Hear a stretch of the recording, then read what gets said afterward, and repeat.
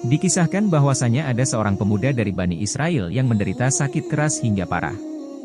Berobat kemana saja hasilnya tetap nihil, si pemuda tidak berhasil mendapatkan kesembuhan. Karena saking parahnya keadaan, ibunya mengucapkan nazar, jika anaknya sembuh dari penyakitnya, ia akan keluar dari alam dunia selama 7 hari. Setelah Allah Subhanahu wa Ta'ala memberikan anugerah kesembuhan kepada anaknya, ia tidak dapat melaksanakan nazarnya sebab tidak mengetahui bagaimana caranya keluar dari alam dunia.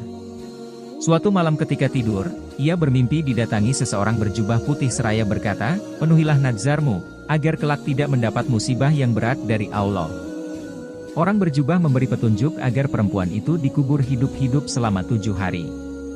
Pagi harinya, ia pun memanggil anaknya dan menceritakan apa yang ada dalam mimpinya semalam lantas, memerintahkan anaknya agar menggali kuburan di tengah-tengah perkuburan umum dan menguburkannya. Si anak kemudian melaksanakan perintah dari ibunya.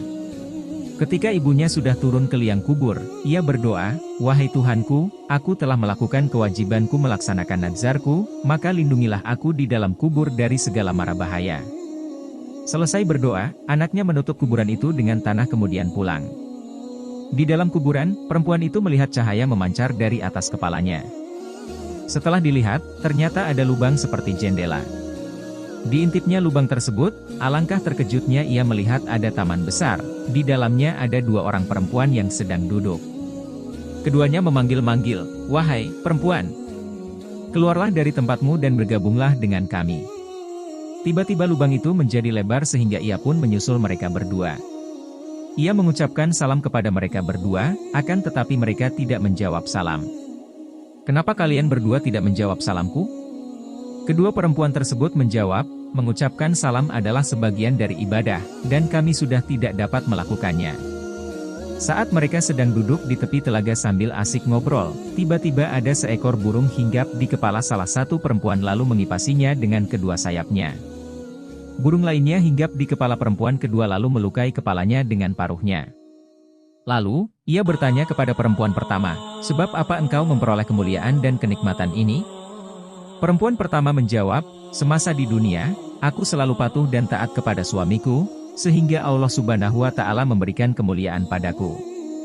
Lalu ia pun bertanya kepada perempuan kedua, "Sebab apa engkau mendapatkan siksaan pedih seperti ini?"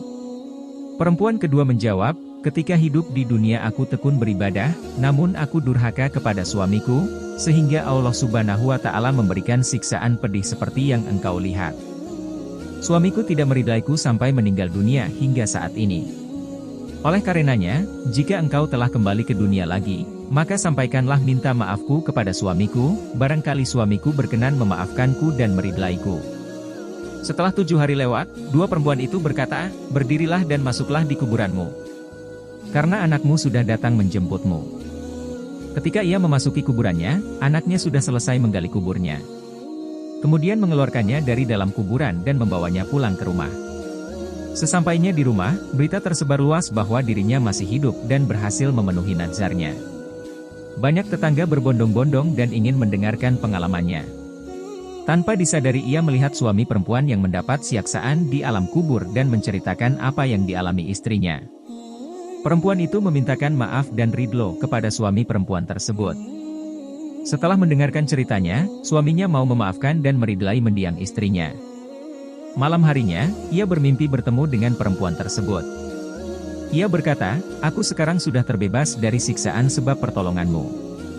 Mudah-mudahan Allah Subhanahu wa Ta'ala membalasmu dengan kebaikan dan mengampunimu dari segala kesalahan."